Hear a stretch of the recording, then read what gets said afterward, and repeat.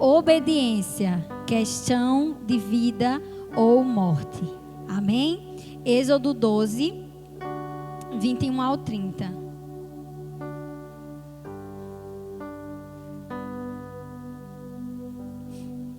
Diz assim a palavra do Senhor. Então Moisés convocou todas as autoridades de Israel e lhes disse: escolham um cordeiro ou um cabrito para cada família. Sacrifiquem-no para celebrar a Páscoa. Molhem um feixe de sopo no sangue que estiver na bacia e passem o sangue na viga superior das laterais das portas. Nenhum de vocês poderá sair de casa até o amanhecer.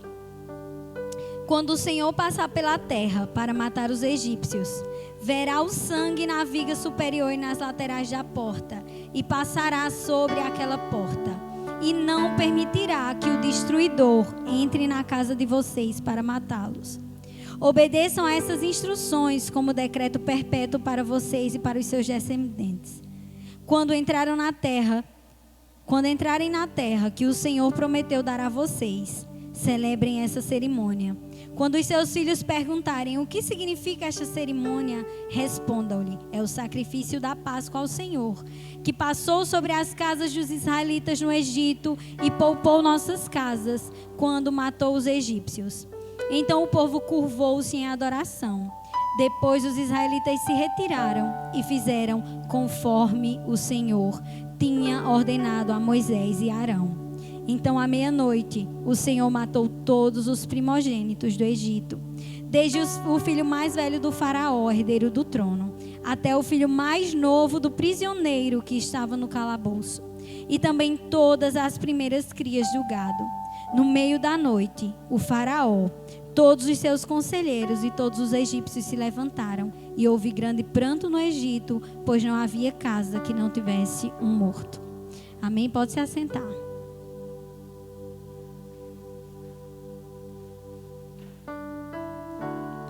Para introduzir essa mensagem, eu trouxe esse trecho de Êxodo. Porque quando Deus falou comigo essa mensagem, obediência, questão de vida ou morte, esse é o primeiro trecho que eu consigo claramente ver que eles tinham como escolher morrer, perder ali um filho ou permanecer com seu filho vivo, não é verdade? E dependia de quê? Dependia de uma atitude deles, dependia de fé, de crer que Deus havia falado com Moisés e Arão e que se eles não fizessem, aquilo aconteceria. E a Bíblia diz que Deus deu uma ordem, como eu acabei de ler: matem o cordeiro, molhem ali as portas, né, os umbrais das portas, que é como se fosse a forra, e quando o anjo da morte passar, poupará toda casa que tiver ali marcada com sangue. A maioria de vocês conhece esse trecho da palavra. E a Bíblia diz que assim aconteceu.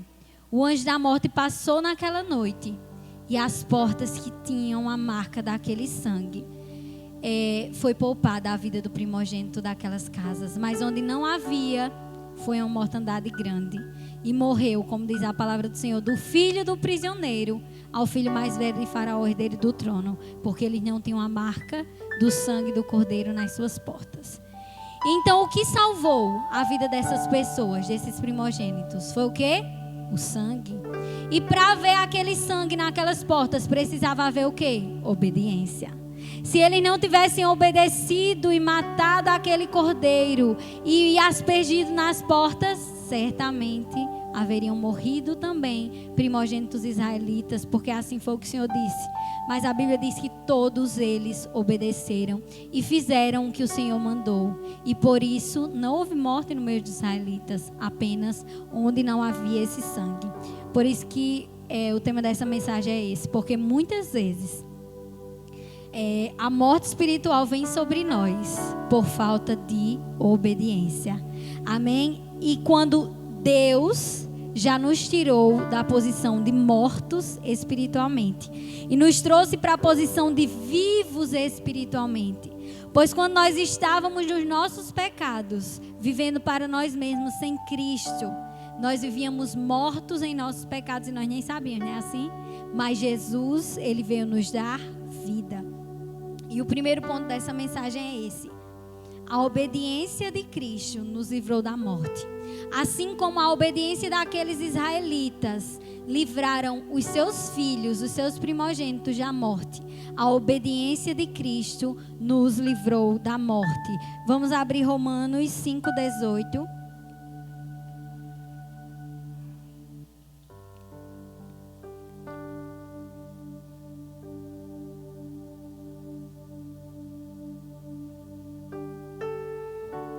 Diz assim a palavra do Senhor. Quem já se batizou, já ouviu muito ensino do pastor sobre esse trecho da Bíblia. E diz assim: consequentemente, assim como uma só transgressão resultou na condenação de todos os homens, assim também um só ato de justiça resultou na justificação que traz vida para todos os homens. Logo, assim como por meio da desobediência de um só homem, muitos foram feitos pecadores, assim também, por meio da obediência de um único homem, muitos foram feitos justos. Se eu e você somos justos, justificados por Deus, foi por causa da obediência de um homem. E esse homem se chama Jesus Cristo de Nazaré, o Filho unigênito de Deus que veio à terra e foi obediente, como diz lá no livro de Filipenses, capítulo 2, versículo 8. Ele foi obediente até a morte. E por causa dessa obediência nós temos vida. A desobediência de Adão gerou morte para todos os homens. E a obediência de Cristo gerou para nós vida. Como diz esse trecho, por causa da obediência de um, o pecado e a morte eterna veio sobre todos os homens. Assim também como um único ato de justiça, o fato de Jesus se dar como o Cordeiro Pascal, né?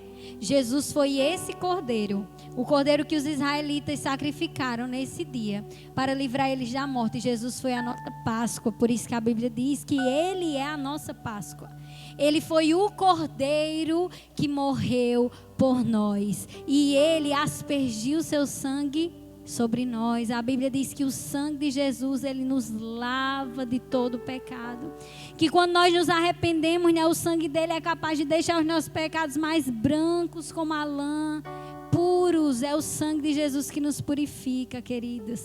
Então, ele é o nosso Cordeiro. Ele foi a nossa Páscoa. É porque nós somos aspergidos pelo sangue do Cordeiro que a morte espiritual não vem mais sobre nós. Nós somos vivos e justificados espiritualmente por causa do sacrifício de Jesus na cruz, não é assim?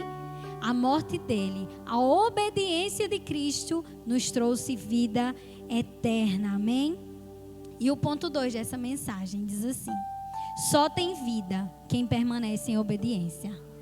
Assim como a obediência de Cristo comprou para nós a vida, é preciso que nós permaneçamos obedientes a Ele, para permanecermos vivos espiritualmente. É necessário que nós entendamos a graça de Jesus, para que nós possamos andar nessa graça, permanecendo em obediência e em amor a Deus. Senão nós estaremos negligenciando esse preço que Jesus pagou, não é assim? Jesus pagou caro. Ele foi obediente e obediente até a morte, mas essa obediência foi sofrida. Desde quando Jesus estava lá no Getsemane, que ele suou sangue, já estava sobre Jesus o peso de tudo que ele iria sofrer.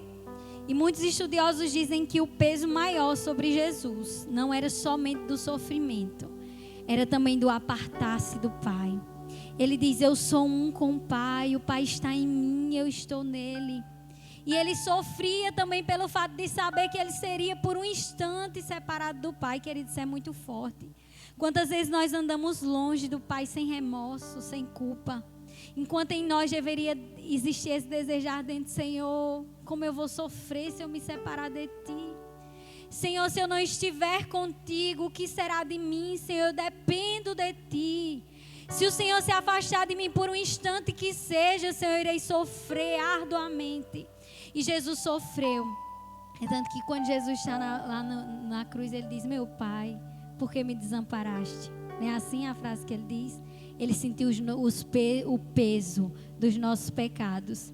E ele sentiu o peso da separação do homem com Deus, a distância do homem com Deus. E Jesus fez tudo isso por amor. Ele nos amou e Ele nos amou até o fim. É tanto que lá no Getsemane, né, quando Jesus estava orando, Ele dizia: Senhor, se possível, afasta de mim esse cálice. Ele sofria por tudo que Ele ia passar. E muitas vezes nós pensamos: Deus, eu queria me livrar dessa situação, não queria ter que viver isso como servo teu, como filha tua. E a gente não entende, queridos. Eu acredito que nós aqui, da liberdade de servir a Cristo e buscar a Deus, a gente não entende exatamente o que é isso, padecer. Tem uma polícia batendo na sua porta, investigando se você tem Bíblia em algum lugar. Sabendo que se você falar de Jesus, você vai morrer mesmo, vai ter membro mutilado, vai ser maltratado, vai ali sofrer, como eu estava lá no Descende. E um homem que foi do Portas Abertas e ficou muito tempo em países que sofrem perseguição. Ele disse que um dia levando chicotada nas costas, um senhor já. Ele disse que sentia uma dormência nas costas. Ele sentia que a igreja mundial estava orando por ele e as costas dele eram dormentes. Ele não conseguia sentir. E é muito poderoso você pensar que existem pessoas assim, né? Que vão pregar o evangelho, estão dispostos a levar chicotada nas costas e ser maltratado por amor ao evangelho. Eu acho que essas pessoas realmente é quem pode dizer assim, tipo, eu sofri por Jesus e participei dos sofrimentos. Eu acho que as nossas perseguições, as nossas afrontas, em muitos momentos da nossa vida pode ser pesado? Pode. Teve gente já abandonada por família, por servir a Cristo, não é verdade?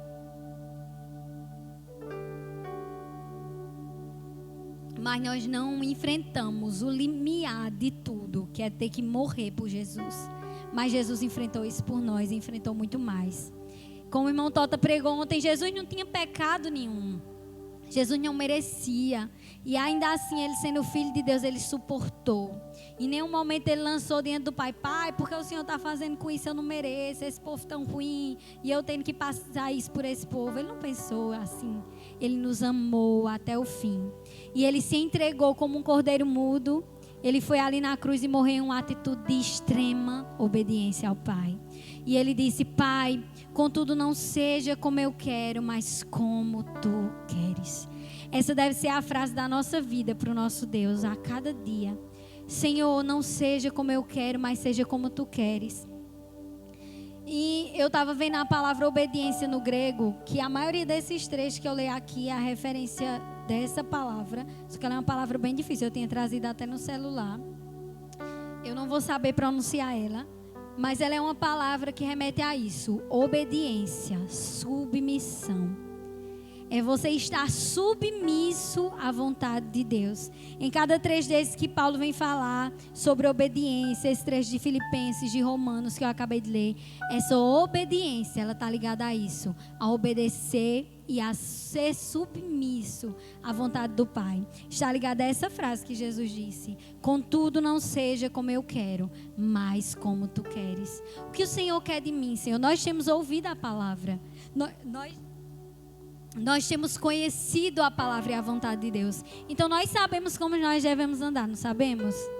Alguns novos na fé, alguns não conhecem tão bem a palavra, ainda precisam de mais ensinamentos. E quando a Bíblia diz para a gente suportar os fracos, é justamente isso. É a gente dar suporte aos que estão crescendo. Sem apontamentos, sem muitas vezes ficar condenando a atitude dele e ajudando ele ali na caminhada. Vamos lá, querido, vamos endireitar essa vereda aqui. Eu estou aqui com você, eu vou lhe ajudar a permanecer firme. Que é uma luta, né?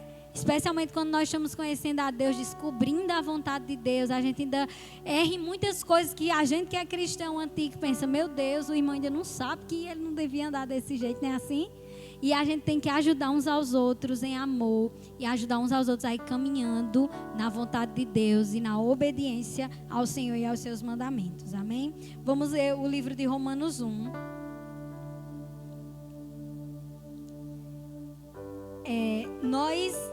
Antes de ler, eu vou só falar isso.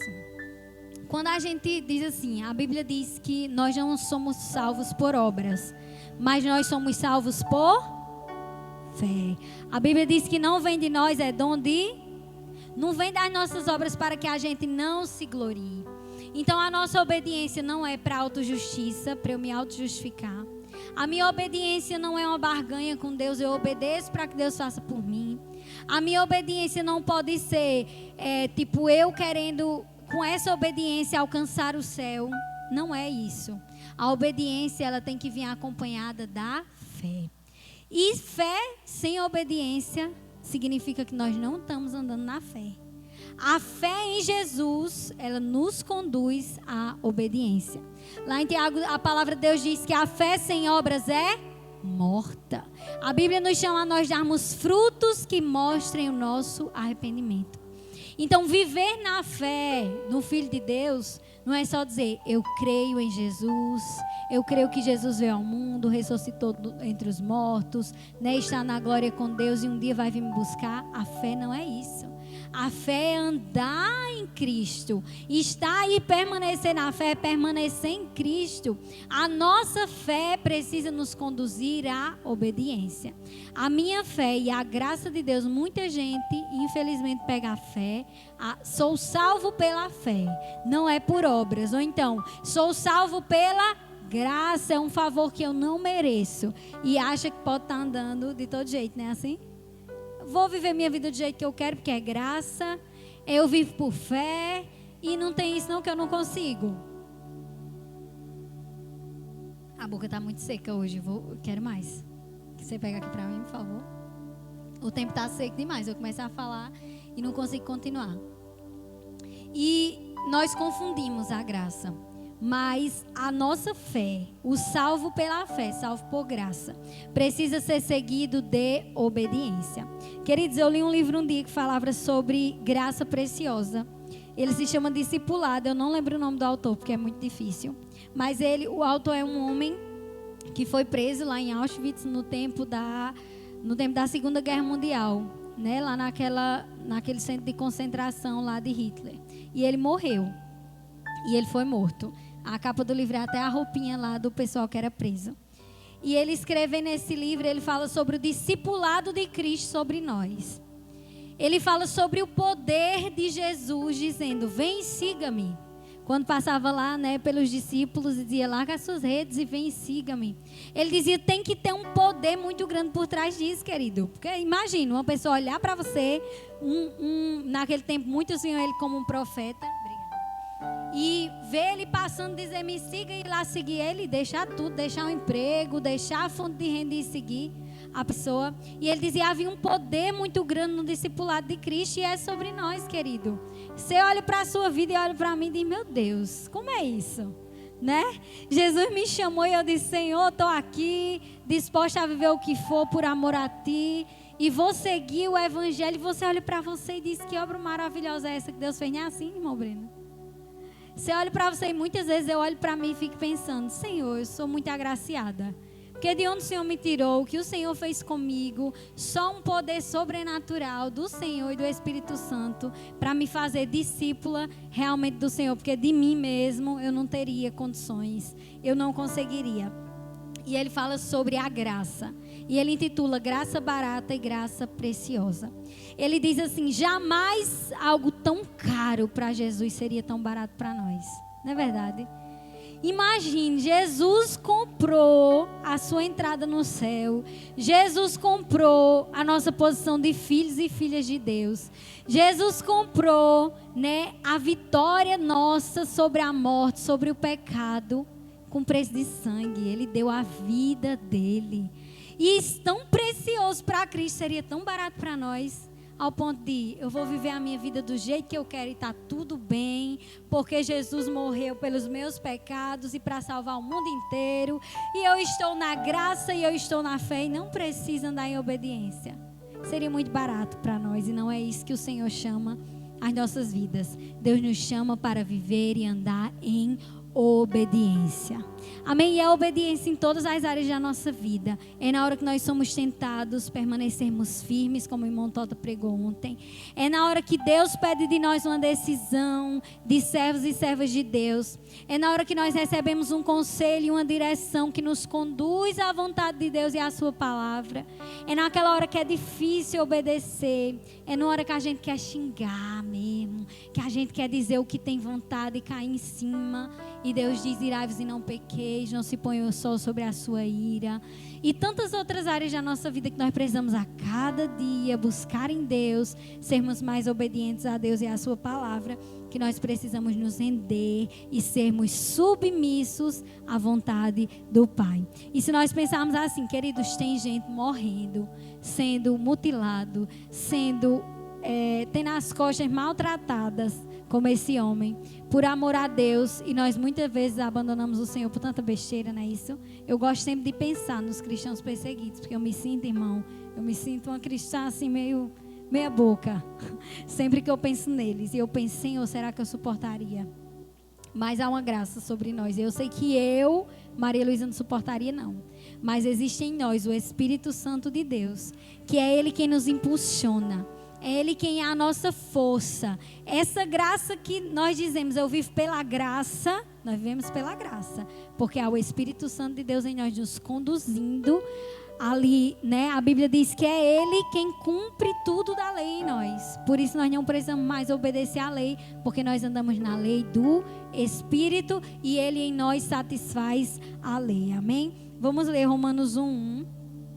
Diz assim: Paulo, servo de Jesus Cristo, chamado para ser apóstolo, separado para o Evangelho de Deus, o qual foi prometido por ele de antemão, por meio dos seus profetas nas Escrituras Sagradas, acerca de seu filho, que, como homem, era descendente de Davi, e que, mediante o Espírito de Santidade, foi declarado Filho de Deus com poder, pela sua ressurreição dentre os mortos. Jesus Cristo, nosso Senhor, por meio dele e por causa do seu nome, recebemos graça e apostolado para chamar dentre todas as nações um povo, para a obediência que vem pela fé. E vocês também estão entre os chamados para pertencerem a Jesus Cristo. Amém.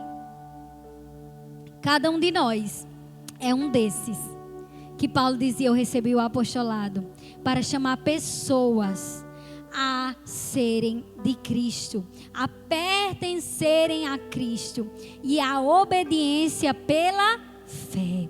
Então a nossa obediência não é fruto de uma vontade nossa apenas, ela é fruto dessa fé que nós temos em Jesus, e ela é fruto da graça de Deus em nós. Então, se a graça não significa que eu possa andar em obediência e ainda assim eu permaneça em Cristo, ela não significa isso, mas ela significa o poder de Deus em mim, para que eu consiga obedecer e permanecer em Deus. Como o irmão pregou ontem, eu ficava me lembrando desse versículo, que diz, que ele leu a primeira parte, que diz: não nos veio tentação que não fosse humana. A Bíblia diz: mais maior é o Senhor, que para cada uma delas o Senhor dá o quê? O escape. Então, se nós permanecemos em Cristo, há em nós o poder de resistir. Mas nós, como a Bíblia diz, nós temos o livre-arbítrio. E nós escolhemos se nós andamos no escape ou se nós damos a luz ao pecado. Então está em nós a decisão. Sozinho nós não conseguimos, mas existe algo em nós que nos conduz a conseguirmos. E isso é a graça de Deus em nós, e é o Espírito Santo de Deus em nós que nos conduz à obediência. Amém? Vamos ler Romanos 15.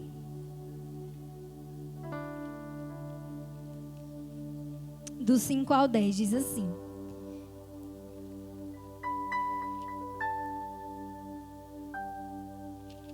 eu acho que eu anotei errado. É João. Desculpa, gente. É João. Livro de João.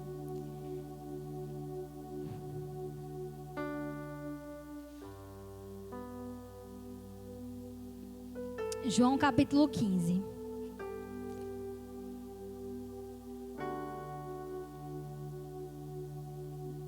versículo 5. A maioria desses trechos que eu estou lendo são trechos muito conhecidos da palavra do Senhor.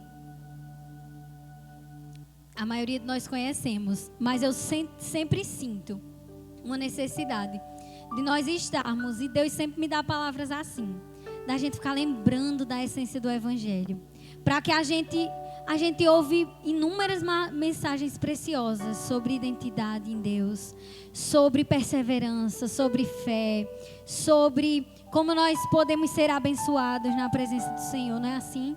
Mas tem uma coisa que nós não podemos esquecer, é a essência do Evangelho. O que Jesus me chamou para ser, de que maneira eu tenho que andar para alcançar o céu, para permanecer em Jesus, porque se a gente esquecer disso, querido, tudo vai passar. E nós não vamos chegar lá no mais importante, que é o céu e a nossa vida eterna em Jesus. E não adianta ganhar tudo nesse mundo e perder a salvação, não é assim? Se tem uma coisa que eu tenho medo na minha vida, é ganhar muita coisa nesse mundo e me esquecer de Deus. Eu oro muito ao Senhor, Senhor, que eu nunca me esqueça. Que o Senhor não permita que nunca eu me separe do teu amor. Se for para eu ter um monte de coisa e ficar longe de Deus, eu prefiro não ter nada. Eu prefiro morrer com a vida simples, servindo a Deus, do que com a vida cheia de riquezas e longe do Senhor. Porque não vai servir de nada não, irmão. Vai ficar tudo aqui. A Bíblia diz que a gente tem que juntar tesouros no céu. É para lá que nós vamos. Aqui no mais tardar, né, irmão Elson? Vai ser 70, 80. Os que são mais felizes aí em idade vão a 90, 95. Mas passou disso, querida, aí vai ser incontável. Eternidade é ausência de tempo. Não vai ter contagem de tempo, não. É para sempre. Amém? Então é lá que a gente tem que juntar tesouro. João 15, versículo 5 ao versículo 10. Vamos ler. Eu sou a videira, vocês são os ramos. Se alguém permanecer em mim e eu nele, esse dará muito fruto. Pois sem mim vocês não podem fazer coisa nenhuma. Se alguém não permanecer em mim, será como um ramo que é jogado fora e seca. Tais ramos são apanhados, lançados ao fogo e queimados.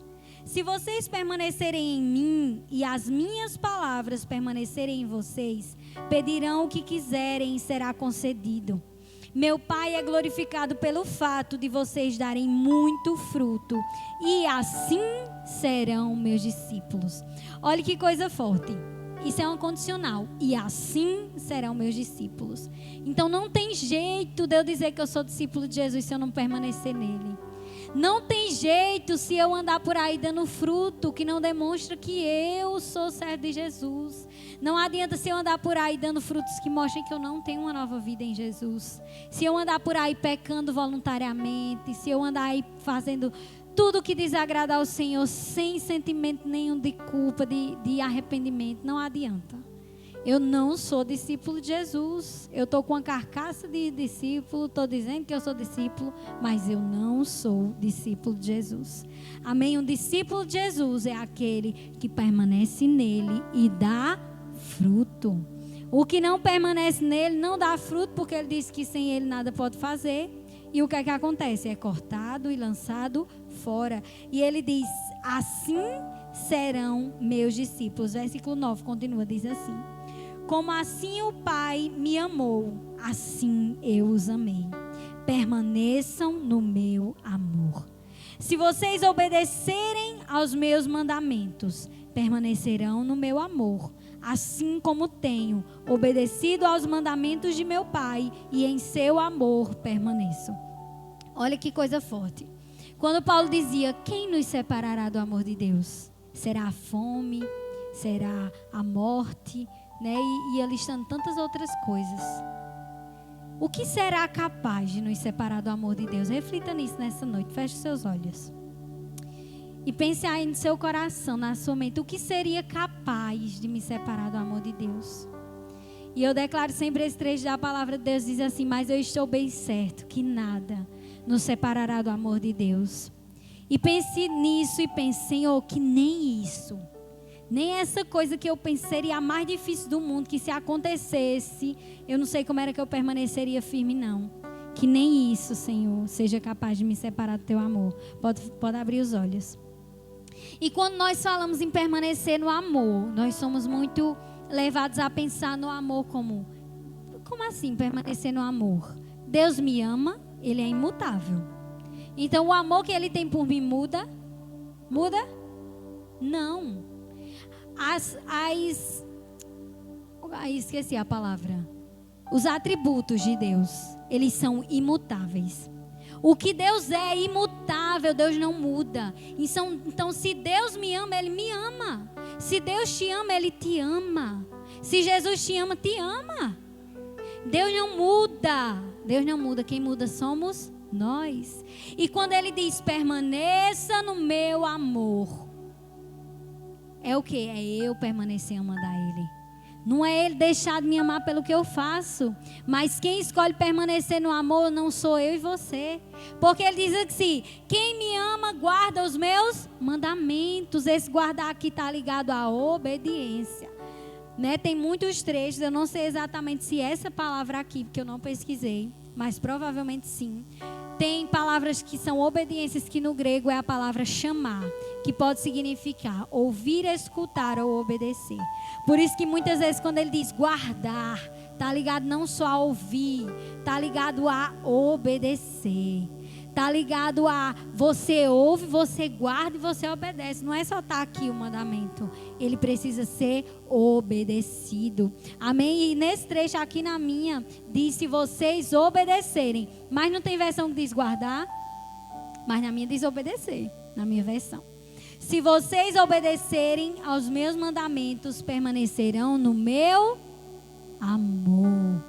Então só tem como permanecer no amor de Deus se tiver obediência à palavra. Sem obediência à palavra eu não amo a Deus. E sem obediência à palavra eu não permaneço no amor de Deus. Pense nisso. Permanecer no amor de Deus não é ser amado por Deus. Permanecer no amor é permanecer amando ao Senhor. E eu só amo ao Senhor quando eu obedeço a sua palavra. Quando eu estou longe da obediência, eu não estou amando a Deus e não estou permanecendo no seu amor. O último ponto dessa pregação. Precisamos andar como filhos obedientes. Assim como Jesus. Jesus, ele é o exemplo de filho.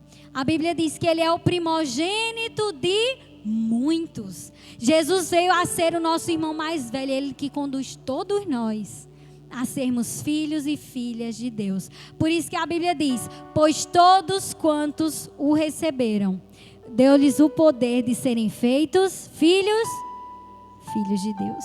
E a Bíblia diz que ele é o primogênito, então ele é o primeiro. Ele é o exemplo perfeito de filho de Deus. E a Bíblia diz, como Paulo convidava, eu convido vocês e convido a mim mesma. Sejam meus imitadores, como eu sou de Cristo. A obra de santificação em nós é a cada dia nós nos parecermos mais com o nosso irmão mais velho, que é Jesus. Ele é a obra perfeita de Deus. Ele é o perfeito de Deus. E nós caminhamos, desde que nós recebemos a Cristo. A primeira fase é arrependa-se, né? A gente se arrepende, reconhece os nossos pecados e vem para Jesus. E a segunda fase é a santificação, que é o meu caminhar com Deus a cada dia. E a cada dia que eu ando com Cristo, eu me pareço mais com Ele. E eu estou caminhando na direção do Senhor. Então essa obra de santificação não para. Até um dia, como a Bíblia diz, né? Que nós estamos aqui até a gente chegar à estatura de varão perfeito, que só vai ser lá no céu. Até lá é a obra de santificação em nós até esse dia.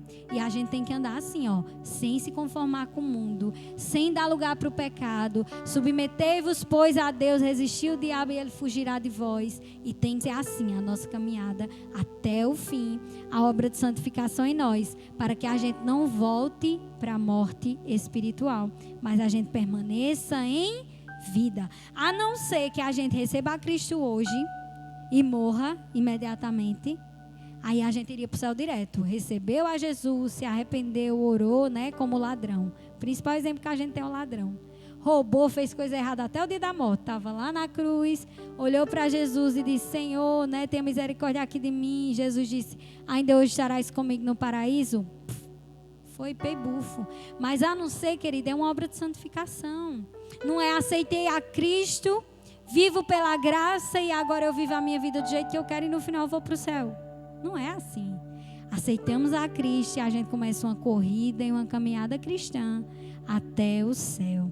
Amém? E é uma maratona. Eu vi até uma pessoa explicando esses dias, eu achei muito interessante a comparação. Que a Bíblia diz, né, que eu corro como um atleta, né? E eu corro para um prêmio. E essa moça dizia assim, que a nossa caminhada cristã, e eu concordo com ela, é como uma maratona. Não é 100 metros rasos, que é um ataque? Uma corrida rápida? Ela disse, não é uma corrida rápida, é uma maratona. É algo longo, é um caminho a se percorrer. Então você não pode dar um gás completo e no meio da maratona estar morto. Pode não. Você tem que permanecer firme e constante até o fim.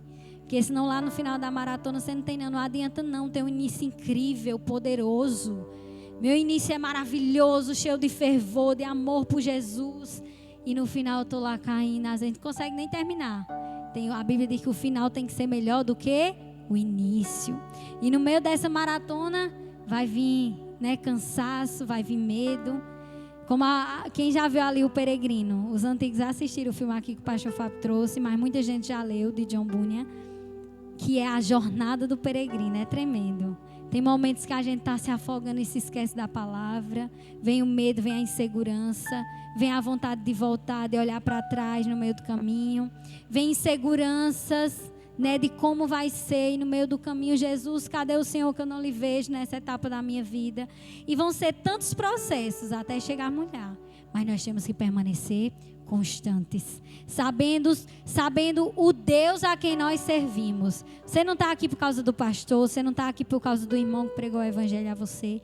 Você está aqui, eu estou aqui, por um Deus que criou os céus e a terra, que enviou o seu Filho Jesus e Ele morreu por mim. Por causa dessa graça eu permaneço obediente, por amor a Deus. Assim como por amor ao Pai e a nós Jesus obedeceu, por amor ao Senhor eu também permaneço em obediência. Amém? 1 Pedro 1, nós vamos ler o versículo 1 e 2 e depois a partir do versículo 13. Diz assim: Pedro, apóstolo de Jesus Cristo, aos eleitos de Deus, peregrinos dispersos, no Ponto, na Galácia, na Capadócia, na província da Ásia e na Bitínia, escolhidos de acordo com o pré-conhecimento de Deus Pai, pela obra santificadora do Espírito, para a obediência a Jesus Cristo e a aspersão de seu sangue. Graça e paz lhe sejam multiplicadas. Versículo 13. Portanto, estejam com a mente preparada, prontos para agir. Estejam alertas e ponham toda a esperança na graça que será dada a vocês quando Jesus Cristo for revelado. Como filhos obedientes, não se deixem amoldar pelos maus desejos de outrora, quando viviam na ignorância. Mas assim como é santo aquele que os chamou, sejam santos vocês também em tudo o que fizerem. Pois está escrito, sejam santos, porque eu sou santo. Versículo 17. Uma vez que vocês chamam Pai, aquele que julga imparcialmente as obras de cada um, portem-se com temor durante a jornada terrena de vocês. Olha que coisa tremenda. Nesse trecho aqui, Pedro convidava os irmãos a estarem alertas, prontos para agir. E pondo toda a esperança em quê? Na graça que vai ser revelada por Jesus. Ele estava dizendo, ei, coloquem a esperança de vocês lá no prêmio que vocês vão receber um dia. Na graça que vai estar preparada para vocês lá na vida eterna. Pensem na glória de Deus. Pensem no que aguarda vocês na eternidade. E suportem, estejam prontos. Ajam, façam o que precisa ser feito. E esse versículo 17 diz assim: uma vez que vocês chamam Pai, aquele que julga imparcialmente a obra de cada um, portem-se com temor durante a jornada terrena de vocês. Olha que coisa forte. Nós chamamos Pai e muita gente vê esse Pai como, o Pai entende as coisas que o Filho faz. Ele entende quando eu erro. O Senhor entende, Ele nos conhece melhor do que nós mesmos. Mas Ele estava dizendo assim, se vocês chamam Pai, aquele que julga imparcialmente, é dizendo assim, vocês não têm um Pai que não consegue ver as atitudes de cada um e não ser parcial. Ah, não, mas esse daqui é mais bonzinho, esse daqui eu vou tratar desse jeito. Não tem pai que tem parcialidade? Trata um filho mais queridinho do que o outro, alivia mais para um do que para o outro. E ele dizia: ei, vocês chamam pai alguém que julga tudo imparcialmente. Ele não tem partido, não é um queridinho aqui, outro queridinho ali, não. Deus vê tudo claramente. E Ele vê cada um de nós de maneira particular, iguais. Ele não vai julgar minhas atitudes diferentes da dele, da do irmão Raminho, da irmã Claudinha para o irmão Júnior, para o irmão Raimundo. Ele vê a gente com imparcialidade, Ele é imparcial. É uma qualidade aqui destacada do Senhor. Ele é um pai imparcial. Quer dizer que ele não toma partida. Ele julga a todos de maneira igual. A Bíblia diz que o trono dele é um trono de equidade, de justiça. Então Deus é justo e julga todas as situações por igual. E ele disse: já que vocês chamam pai aquele que julga as coisas imparcialmente, andem com temor na sua jornada terrena. Não é andar sem temor. Irmão, vamos olhar para cá. Eu estou vendo todo mundo olhando para lá. Aqui de cima a pessoa vê as cabecinhas tudo assim, ó. É impressionante. Qualquer coisa chamar atenção, involuntariamente todo mundo faz. Aí eu fico olhando as cabeças tudo viradas para o lado de lá, vai dando, né? Vamos prestar atenção aqui. Em nome de Jesus. Já estou acabando, que eu já falei demais, já foi longo demais. Mas eu espero que vocês tenham absorvido. E ainda absorva esse finalzinho que tem. Amém? Nós temos um pai que julga tudo imparcialmente. E se nós chamamos esse Deus de pai, a Bíblia está dizendo, já que você chama ele de pai, ande com temor. Ande como alguém que respeita e honra esse pai. E sabe que ele, muito mais que seu pai terreno, sabe das suas atitudes, vê tudo que você faz. O seu pai terreno, quando você era jovem, podia esconder, não era? Mas dele a gente não esconde. Ele nos conhece, olha lá no nosso íntimo. Ele sabe o que a gente pensa. Ele sabe o que a gente fala quando ninguém vê. Então ele sabe todas as coisas. Então se isso for motivo para que a gente viva de qualquer jeito e acha que pode fazer qualquer coisa, a gente está errado, né? A gente tem que olhar para isso e pensar, por causa de que Deus é um Deus poderoso, é o meu Pai que vê todas as coisas e julga todo mundo por igual. Eu preciso andar em temor, porque eu sei que tudo que eu faço Ele está vendo, não tem como esconder dele. Amém? Pois vocês sabem, vamos continuar, versículo 18. Que não foi por meio de coisas perecíveis como prata e ouro que vocês foram redimidos de sua maneira vazia de viver, transmitida por seus antepassados, mas pelo precioso sangue, como de um cordeiro sem mancha e sem defeito, conhecido antes da criação do mundo, revelado nesses últimos tempos em favor de vocês. Por meio dele vocês creem em Deus que o ressuscitou dentre os mortos e o glorificou, de modo que a fé e a esperança de vocês estão em Deus.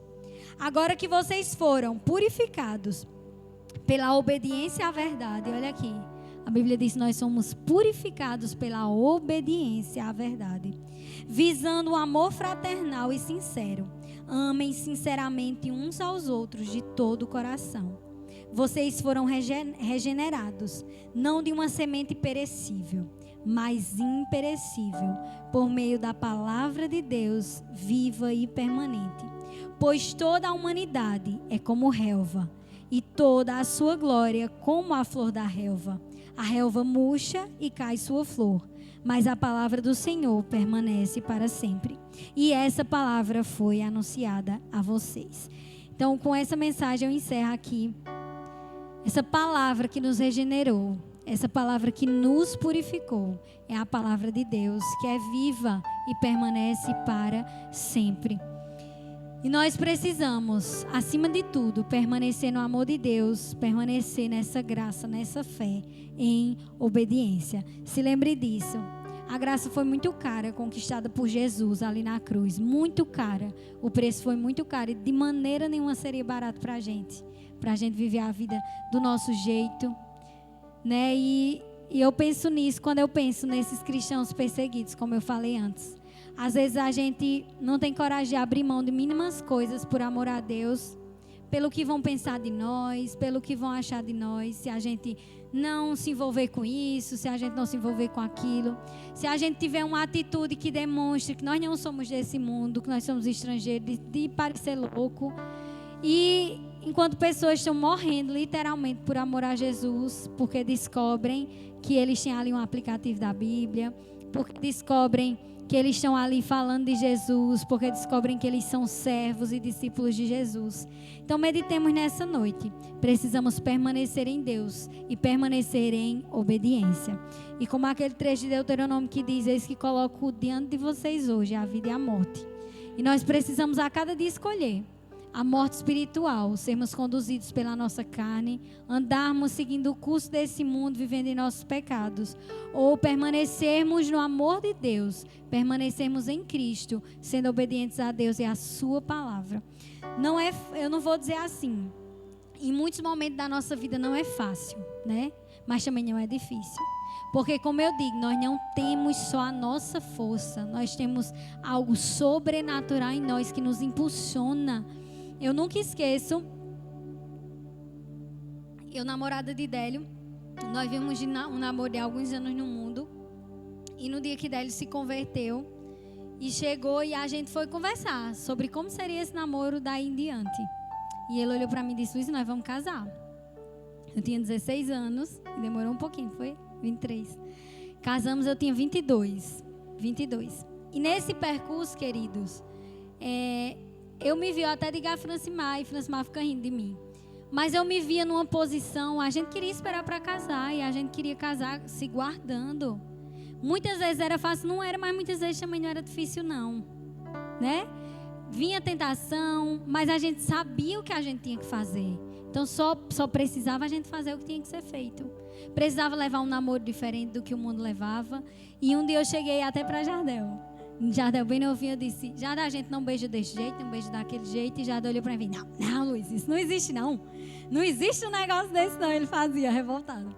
Eu dizia: é desse jeito. Por que eu digo que muitas vezes é difícil, mas acaba sendo fácil? Sabe por que é difícil? Porque a gente quer continuar fazendo o que a gente queria estar fazendo. E é fácil quando a gente entende o que a gente não pode fazer e a gente não faz. Amém? Então, se a gente precisa, igual José, fugir. Sabe quando a mulher foi olhar para cima de José e José meteu a carreira? Se precisa fugir, a gente foge. Se precisa, você tem vontade de esculhambar, como a gente diz aqui. Se precisa se trancar num quarto e chorar para não esculhambar, se tranca no quarto e chore.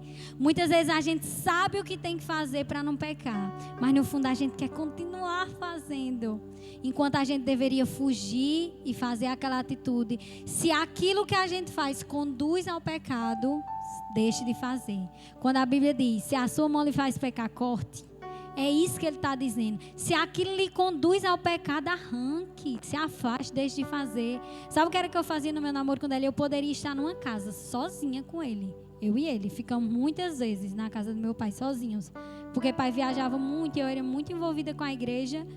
E eu sempre tinha que ficar nas viagens, eu nunca ia. Daí ele sentava num sofá e eu sentava no outro. Ficava os dois dentro de casa. Era certo eu aconselhar alguém a fazer? Não aconselho.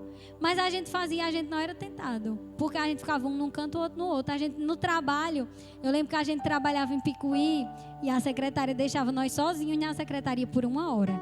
Ela fazia: eu tenho que me preocupar. Eu dizia: tem não.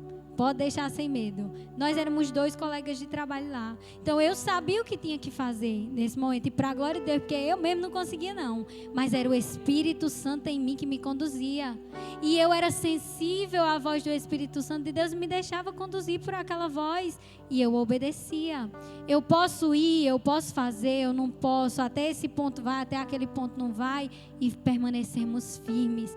E eu lembro que sempre que eu excedi um pouquinho o limite, que eu via minha carne se levantar, vi uma tristeza em mim que gerava arrependimento, e eu dizia: nunca mais eu chego nesse ponto, nunca mais eu faço isso. Em tantas áreas da nossa vida, eu estou falando aqui do namoro porque é uma área bem específica, inclusive para os jovens, e é uma área que a gente consegue entender bem, a área de ser tentado.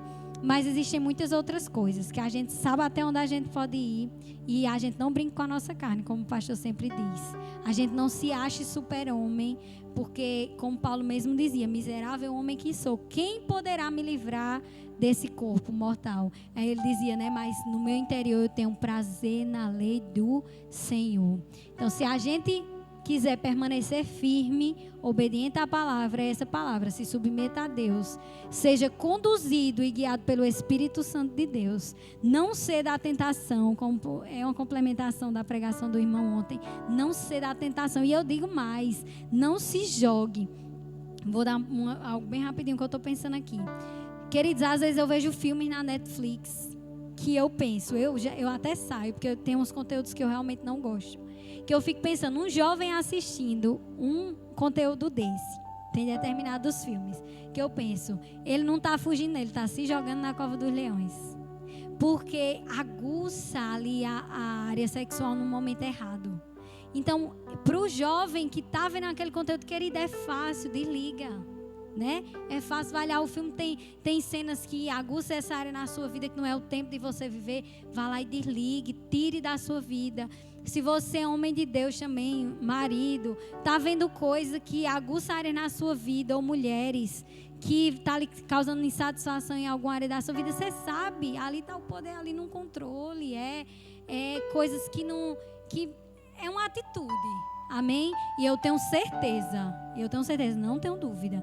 A não ser que você deixe a sua carne, eu deixo a minha carne ser maior em mim do que o Espírito. A Bíblia diz que Deus já escape. Então, se a Bíblia diz que Deus já escape, eu creio. E o escape está ali. Você se submeter e dizer, eu não faço mais isso a partir de hoje. Me ajuda, Senhor, Espírito Santo. Vou buscar mais o Espírito, porque a carne está muito levantada. E por aí vai, amém? Era isso a mensagem dessa noite. Fiquem com essa palavra, obediência, amém? Questão de vida ou morte.